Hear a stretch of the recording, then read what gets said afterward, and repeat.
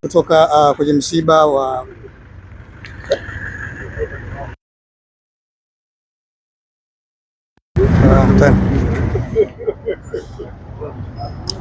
kutoka kwenye msiba wa mzee wetu baba yake na Meja Kunta, msanii wa Bongo Flava, lakini niko na brother yangu brother Mbaruk kutoka msikitini hapa.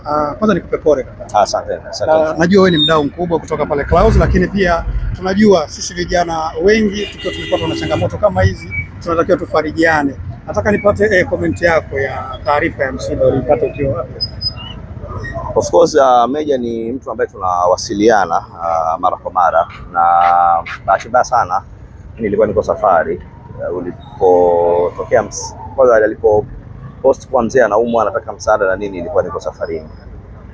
Niliporudi nilipanga na nyumbani kwake kwenda kumuona, lakini bahati mbaya ndio usiku nimeamka asubuhi nakuta ile taarifa ya msiba. Kwa hiyo kwa kipindi kama hiki tu nampigia simu, nampa pole, then kujiweka kwenye msiba. Kama kuna mazungumzo, kuna maongezi, mtaongea baada ya kumpumzisha mzee wetu. Lakini kikubwa zaidi nimpe pole Meja kwa sababu amepoteza nguzo muhimu tatu kwa wakati mmoja. Meja amepoteza meneja wake, mtu wake wa karibu, rafiki yake Dida, kila mtu anajua, na Dida alikuwa ni miongoni mwa watu wake wa karibu, lakini hakukaa vizuri, amempoteza mama yake mzazi.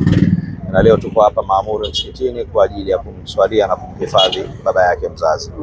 Kwa hiyo ni moment ngumu anapitia, na hakuna, miongoni mwa vipindi vigumu kabisa kwa mtoto ni kuona na mzika mzazi wake. Kwa hiyo tunamwombea kwa Mwenyezi Mungu ampe utulivu, kwa sababu pia kwenye kipindi kama hiki ndio maana anakuwa mengi, unaweza kujikuta na kufuru, unaweza kujikuta unalaumu wakati, unaweza kukuta ukahisi Mungu kwa nini mimi, ukaanza kuhoji maamuzi yake. Kwa hiyo kwa sisi Waislamu tunamuhusia sana subira. Allah amjalie subira, amjalie uvumilivu, ajue kwamba sisi ni wa Mwenyezi Mungu na kwake tunarejea. Kwa hiyo mitihani Allah anatupa kutupima pia uchamungu wetu na vile ambavyo tunaweza tukayapokea matatizo.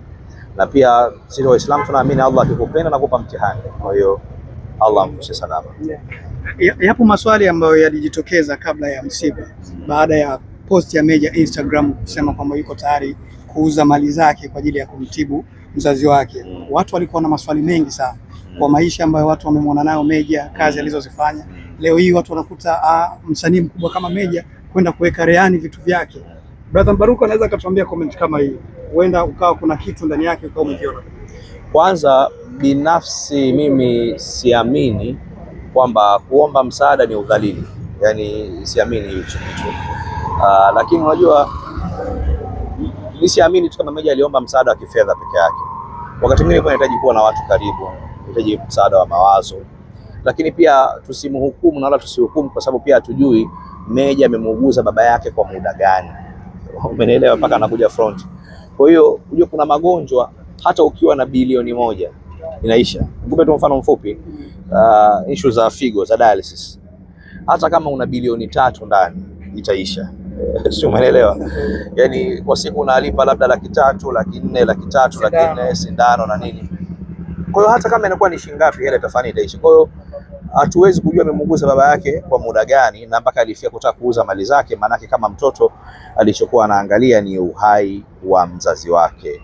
Mwaka 2022 mimi nilikuwa nauza mtoto wangu Muhimbili. Niliuza kila kitu changu. Sure. Niliuza na sio tu niliuza kila kitu changu na mtoto sikumpata. Sio, umeelewa? Nikaanza upya. Kwa hiyo namuelewa. Bahati mbaya sana huenda mimi baada ya kuuza kila kitu changu, kama mtoto angeendelea kuumwa, huenda na mimi ningekuja front kuomba msaada.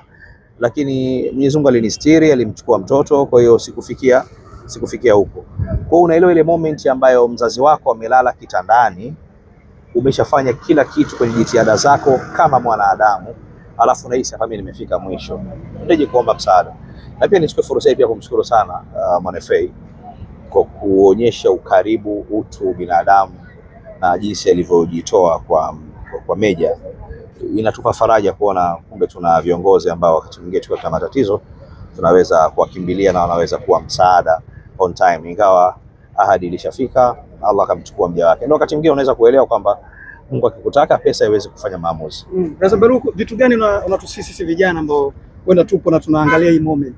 vya kujiandaa navyo, kwa sababu tumeona pale tumemhoji DC anasema ni vizuri tukapata bima. Ukiwa kama kaka yetu pia, kuna nini ambacho unatusii sisi vijana ambao tupo nao, tuna wazazi wetu bado hapo? Kwanza ukaribu na Mungu. Vijana wengi tumepoteza hiyo. Vijana wengi kwanza hatuamini pia kama tutakufa shubamiti. Yaani kwa umri wetu sisi tunaamini bado tuna safari ndefu sana ya kuishi, lakini sio kweli. Maisha ni mafupi sana. Lakini pia tukumbuke kuweka akiba. Wakati tunakula bata, weekend tunakwenda kupanda juu ya meza na nini, lakini tusisahau pia kuweka akiba. Tuandae pia uzee wetu, yani tujitahidi kuandaa kesho zetu. Maisha mafupi sana, lakini kitokea yakawa marefu, uwe umejiandaa na uwe una akiba, unaelewa? Na kuhifadhi, Watanzania wengi hatuna utamaduni wa kuhifadhi.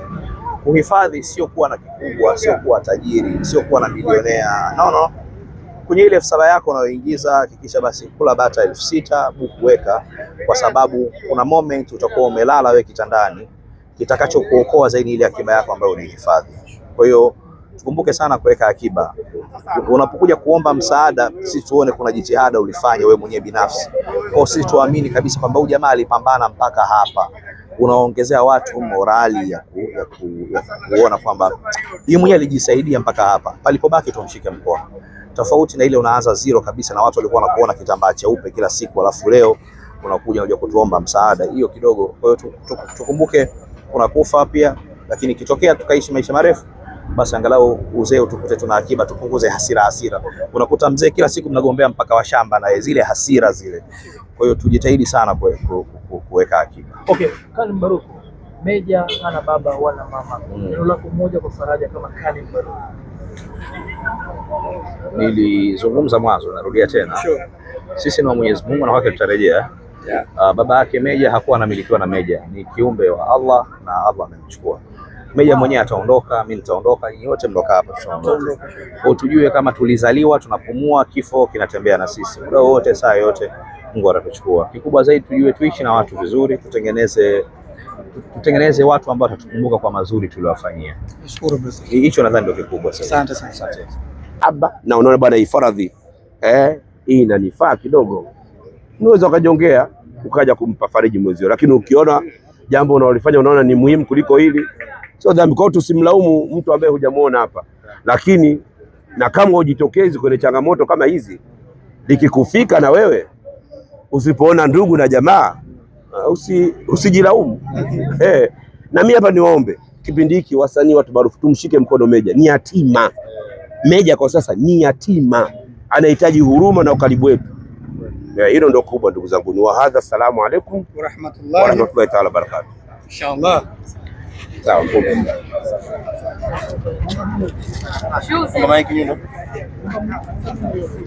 Wasafi.